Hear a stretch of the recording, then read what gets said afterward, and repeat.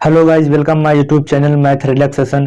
आज हम लोग बात करने वाले हैं कि जो उत्तर प्रदेश के प्रमुख नदी तंत्र नदी तंत्र के साथ साथ जो झीलें हैं तथा महत्वपूर्ण जो जल मार्ग हैं, इन सभी क्वेश्चनों के बारे में चर्चा करने वाले हैं। जैसा कि हमें पता है कि उत्तर प्रदेश की जो प्रमुख नदियां हैं, नदियों के किनारे जो डैम हैं, नदियों पर जो डैम बनाए गए हैं और उनसे रिलेटेड जो महत्वपूर्ण क्वेश्चन है, उन क्वेश्चनों के बारे में चर्चा करने जा रहे हैं।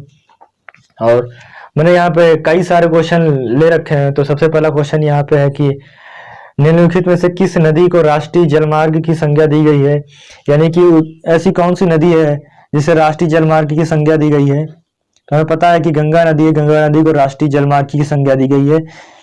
ये हमारी पवित्र नदी है।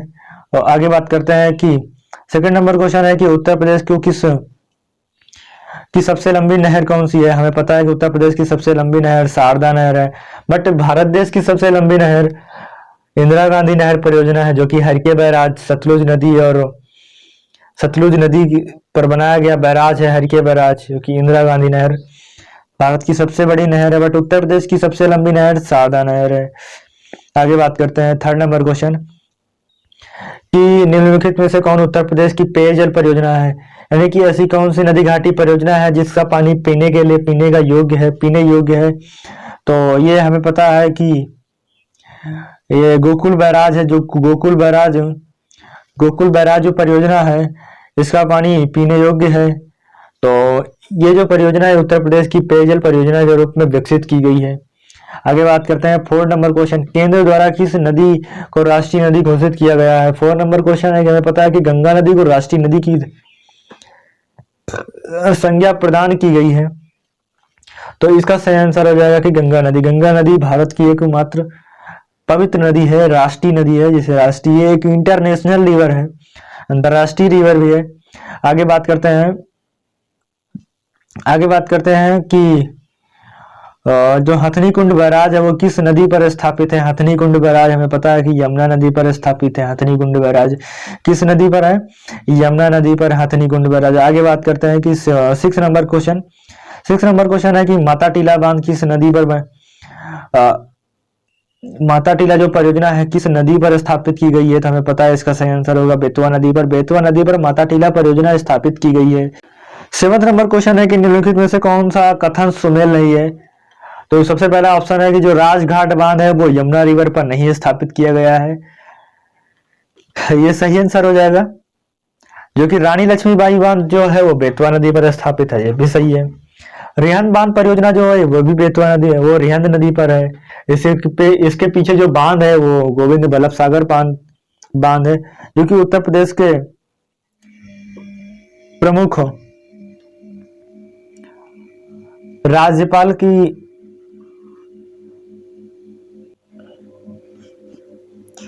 निम्नलिखित में से कौन सा कथन सुमेल नहीं है। तो इसका सही आंसर हो जाएगा कि राजघाट बांध जो यमुना रिवर पर नहीं है, इसका सही आंसर हो जाएगा। राजघाट बांध जो है वो बेतवा नदी पर स्थापित किया गया है। 8 नंबर क्वेश्चन है कि निम्नलिखित में से कौन सा कथन सुमेल नहीं है। देखिए, जो नदी के किनारे जो प्रमुख शहर बसे होते हैं उनको शहरों से रिलेटेड ये क्वेश्चन है। बिठूर है वो बिठूर गंगा नदी के किनारे स्थित है।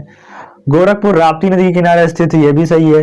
सूरत ताप्ती नदी के किनारे है, बट गोरखपुर राप्ती नदी के किनारे है। इसका सही आंसर हो जाएगा कि जौनपुर जो कि सई नदी के किनारे नहीं स्थित है। और हमें पता है कि कौशाम्बी भी यमुना नदी के किनारे स्थित है, तो इसका सही आंसर हो जाएगा कि जौनपुर। आगे बात करते हैं राजघाट बांध एवं नहर परियोजना उत्तर प्रदेश और मध्य प्रदेश सरकार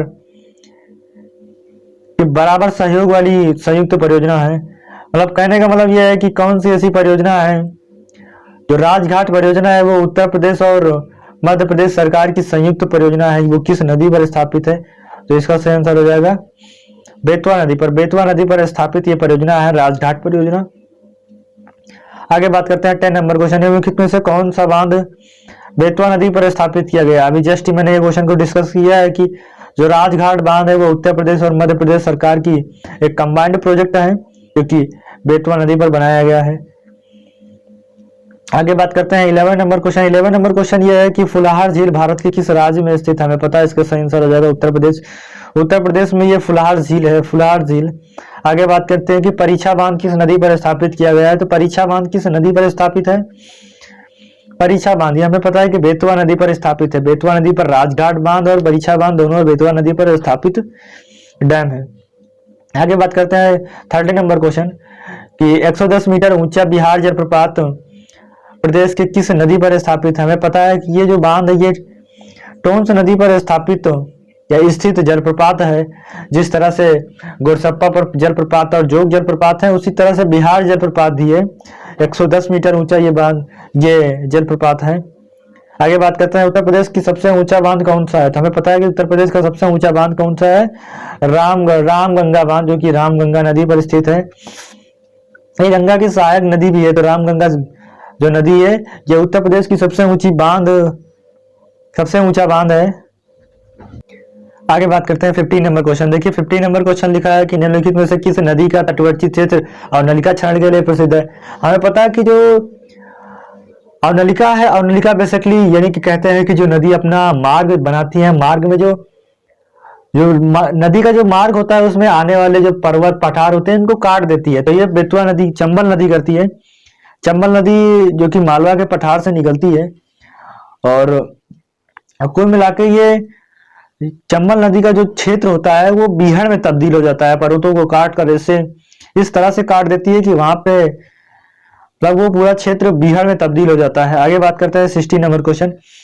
निम्नलिखित में से कौन नदी ब्रह्म घाट नामक स्थान पर कर्णाली नदी में मिलकर घाघरा नदी का निर्माण करती है, यानी घाघरा नदी बन जाती है?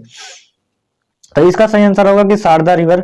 शारदा रिवर जो है वो ब्रह्म घाट के पास कर्णाली रिवर से मिलती है और इसके बाद दोनों नदियां मिलकर घाघरा नदी का निर्माण करती हैं। आगे बात करते हैं 70 नंबर क्वेश्चन। निम्नलिखित में से कौन सा शहर है जो कि गोरखपुर के किनारे स्थित बसा हुआ है? हमें पता है कि जो राप्ती नदी के किनारे गोरखपुर स्थित है। किस नदी के किनारे? राप्ती नदी के किनारे कौन सा स्थित है? गोरखपुर। राप्ती नदी के किनारे क्या स्थित है? गोरखपुर। राप्ती नदी के किनारे गोरखपुर स्थित है। आगे बात करते हैं 80 नंबर क्वेश्चन। 80 नंबर क्वेश्चन दे रखा है कि निम्नलिखित में से कौन नदी उत्तर दिशा में बहती है? यानी कि जो पर्टिकुलर ये ऑप्शन दे रखे हैं और ऑप्शन में से जो नदी है वो उत्तर दिशा की ओर कौन सी नदी है जो उत्तर दिशा की ओर बहती है? तो इसका सही आंसर हो जाएगा 80 नंबर। निम्नलिखित में से कौन सी नदी जो उत्तर दिशा की ओर बहती है? तो इसमें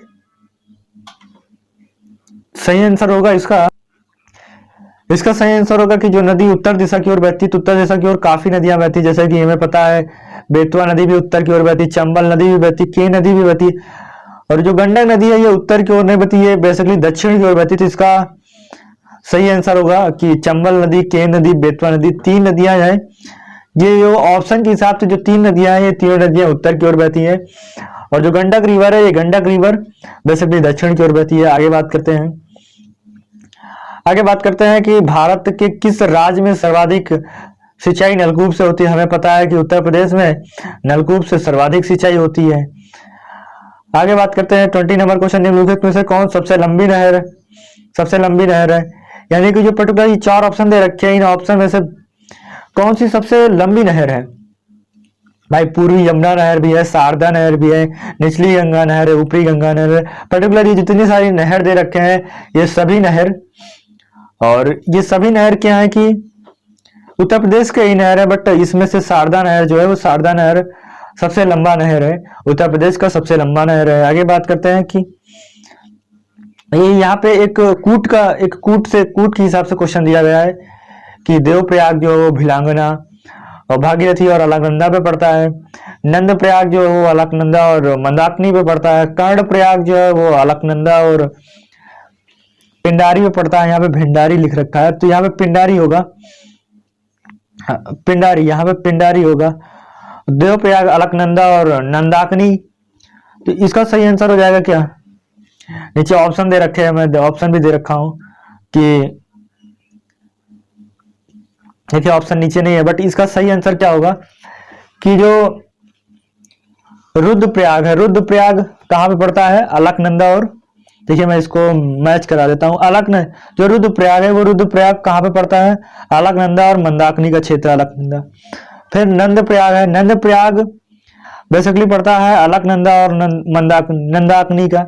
यहाँ पे मंदाकिनी, यहाँ पे नंदाकिनी, अलकनंदा मंदाकिनी रुद्रप्रयाग और नंद प्रयाग पे अलकनंदा नंदाकिनी। आगे बात करते हैं कर्णप्रयाग। तो कर्णप्रयाग पे हमें पता है कि अलकनंदा और पिंडारी पड़ती है। अलकनंदा और पिंडारी इसका सही आंसर हो जाएगा। देवप्रयाग पे भागीरथी और अलकनंदा का मिश्रण उत्तर प्रदेश का सही ऑप्शन। ऐसे ये मैच होगा, बट यहाँ पे ऑप्शन नहीं दे रखे। तो रुद्रप्रयाग पे अलकनंदा और रुद्रप्रयाग पे कौन कौन सी नदियां पड़ती है, एक बार फिर से मैं डिस्कस कर देता हूँ कि रुद्रप्रयाग पे कौन कौन सी नदियां पड़ती हैं। अलकनंदा और मंदाकिनी, रुद्रप्रयाग पे अलकनंदा और रुद्रप्रयाग पे अलकनंदा और मंदाकिनी, नंद प्रयाग पे अलकनंदा नंदाकिनी, कर्णप्रयाग पे अलकनंदा पिंडारी, अलकनंदा पिंडारी, और देवप्रयाग पे भागीरथी और अलकनंदा, भागीरथी और अलकनंदा। तो इसका सही से थोड़ा सा इसको कंटेस्ट कर लेना, इसको इस तरह से याद कर लेना कि B D N N K P R M D B, ये कुछ मैंने ऐसे बना रखा है। जो विष्णु प्रयाग है, विष्णु प्रयाग पे जो धौली गंगा मिलती है, विष्णु प्रयाग पे क्या मिलती है? धौली गंगा। फिर एन एन नंद प्रयाग पे नंदाकिनी मिलती है, किससे? अलकनंदा से मिलती है, अलकनंदा से। फिर कर्ण प्रयाग में पिंडर मिलती है, ये भी अलकनंदा से मिलती है। फिर रुद्रप्रयाग पे हमें पता है कि मंदाकिनी मिलती है अलकनंदा रिवर से, रुद्रप्रयाग पे मंदाकिनी मिलती है अलकनंदा रिवर से, और देवप्रयाग पे अलकनंदा और भागीरथी का मिश्रण होता है। तो ये सारा चीज मैंने बता दिया, एक बार फिर से रिवाइज करा दिया कि कहीं पे कहीं प्रॉब्लम ना हो। आगे बात करते हैं 22 नंबर, निम्न शहरों में से कौन गंगा के दाहिने किनारे पर नहीं है? तो इसका सही आंसर हो जाएगा कि वाराणसी, वाराणसी जो कि गंगा के दाहिने किनारे पर नहीं स्थित है, बट ये अदर जो प्रयागराज है, हरिद्वार है, कानपुर है, ये सारे गंगा के दाहिने किनारे पर स्थित है, यानी कि दाईं ओर पड़ते हैं गंगा के। आगे बात करते हैं 23 नंबर कि उत्तर प्रदेश एवं मध्य प्रदेश राज्य की संयुक्त राजघाट नदी परियोजना है, वो किस नदी पर बनाया गया? जिसे पहले मैं डिस्कस कर चुका हूँ कि जो बेतवा नदी है, बेतवा नदी पर इस नदी घाटी परियोजना को डेवलप किया गया है। आगे बात करते हैं कि 20 उत्तर प्रदेश की नदी में से किसके उद्गम हिमालय से नहीं होता? यानी कि जो ऑप्शन दे रखे हैं इसमें से बताना है कि कौन सी नदी है जो कि हिमालय से नहीं उद्गमित होती है, हिमालय से नहीं उद्गमित होती है। गोमती रिवर, बेतवा रिवर है, रामगंगा है, शारदा है। तो इसमें सही आंसर होगा कि गोमती रिवर। हमें पता है कि ये गोमती रिवर भी हिमालय से नहीं निकलती है, बेतवा नदी ये भी हिमालय से नहीं निकलती है, बट रामगंगा और शारदा ये तो हिमालय से निकलने वाली नदियां हैं। तो इसका सही आंसर हो जाएगा फर्स्ट, जो कि क्वेश्चन ये था कि कौन सी नदियां हैं जो कि हिमालय क्षेत्र से नहीं निकलती, यानी हिमालय से नहीं निकलती है, तो वो गोमती और बेतवा होगी। आगे बात करते हैं 25 नंबर क्वेश्चन। 25 नंबर क्वेश्चन ये है कि गोविंद बल्लभ पंत सागर अवस्थित है। हमने बताया कि रिहंद नदी है, रिहंद नदी पर बनाया गया जो बांध है रिहंद बांध, उसी के पीछे का जलाशय है गोविंद बल्लभ पंत सागर, और ये जो कि सोनभद्र जिला में पड़ता है। सोनभद्र जो कि सोनभद्र जिला है जो कि 4 राज्यों से सीमा साझा करता है। आगे बात करते हैं अर्जुन बांध। अर्जुन बांध से लाभान्वित जिला कौन सा है? अर्जुन बांध से जो लाभान्वित जिला है वो कौन सा है? तो हमें पता है कि जो हमीरपुर है, हमीरपुर में अर्जुन बांध है। अर्जुन बांध से ये लाभान्वित होता है क्योंकि अर्जुन बांध हमीरपुर को जल की आपूर्ति कराता है, जल की पूर्णता कि पूर्ण रूप से जल यहाँ पे संपन्न कराता है अर्जुन बांध। आगे बात करते हैं रानी लक्ष्मीबाई किस पर बनाया है, जिसके पहले मैंने बता रखा है कि 27 नंबर क्वेश्चन है ये। बेतवा नदी पर बनाया गया है, बेतवा नदी पर रानी लक्ष्मीबाई बांध। आगे बात करते हैं गोविंद बल्लभ पंत सागर जलाशय कहाँ पे? हमने बता रखा है कि गोविंद बल्लभ पंत सागर जलाशय उत्तर प्रदेश में स्थित है। गोविंद बल्लभ पंत सागर उत्तर प्रदेश में है। आगे बात करते हैं कि 29 नंबर क्वेश्चन, निम्नलिखित में से कौन नदी यमुना की सहायक नदी नहीं है? निम्नलिखित में से कौन सी नदी यमुना की सहायक नदी नहीं है? तो इसमें जो कल्याणी रिवर है वो यमुना की सहायक नदी नहीं है, बट केन है, बेतवा है, चंबल है, ये गंगा की सहायक नदियां हैं। आगे बात करते हैं, देखिए आज हमने काफी क्वेश्चन डिस्कस कर लिए हैं कि जो डैम होते हैं जो पर्टिकुलर किसी न किसी नदी पर बनाए जाते हैं, और तो हम सारी नदियों के बारे में डिस्कस कर लिया है कि जो उत्तर प्रदेश की जो प्रमुख डैम है उन डैम पर जो बांध बनाया गया है वो किस नदी पर। जैसे मैंने बताया कि रामगंगा नहर कहाँ से निकलता है, कालागढ़ जो कि रामगंगा है, ये इससे लाभान्वित जो जिले हैं, बिजनौर पड़ता है, अमरोहा पड़ता है, मुरादाबाद है, रामपुर है, तो ये मैंने रामगंगा नहर के बारे में बता दिया। इसी तरह से काफी, जैसे सरयू नहर है, तो सरयू नहर कतरनिया जो कि बहराइच में पड़ता है, घाघरा, अब इससे लाभान्वित जो जिले हैं बहराइच है, श्रावस्ती है, बलरामपुर है, गोंडा है, बस्ती है, गोरखपुर है, महाराजगंज। जैसे एक घाघरा जो नहर है, घाघरा नहर, यह मिर्जापुर में बनाई गई है, घाघरा नदी पर, सोन की सहायक नदी है, इससे लाभान्वित सोनभद्र है, मिर्जापुर है। शारदा नहर हमने बताया कि बनवासा जो कि नेपाल सीमा में पड़ता है, जो शारदा नदी है उसी से निकाली गई है यह नहर, शारदा नहर। बनवासा जो कि नेपाल सीमा में पड़ता है, इससे पीलीभीत है, बरेली है, शाहजहांपुर है, लखीमपुर है, सीतापुर है, हरदोई है, बाराबंकी है, उन्नाव है, लखनऊ है, रैबली है, प्रतापगढ़ है, सुल्तानपुर है, प्रयागराज है। ये इतने सारे जो जिले हैं वो शारदा नहर से लाभान्वित होते हैं, तो काफी लंबी नहर है और ये उत्तर प्रदेश की सबसे लंबी नहर में इसका अग्रणी स्थान आता है। तो हमने आज काफी क्वेश्चन डिस्कस कर लिए हैं। देखिए जो यमुना नदी की मैंने सहायक नदियां बताई थी, यमुना नदी की सहायक नदी है टोंस है, गिरि है, आसन है, सिंध है, चंबल है, बेतवा है, केन है, हिंडन है। तो ये इतनी सारी नदियां हैं जो कि यमुना की सहायक नदियां। एक बार मैं फिर से बोलता हूँ,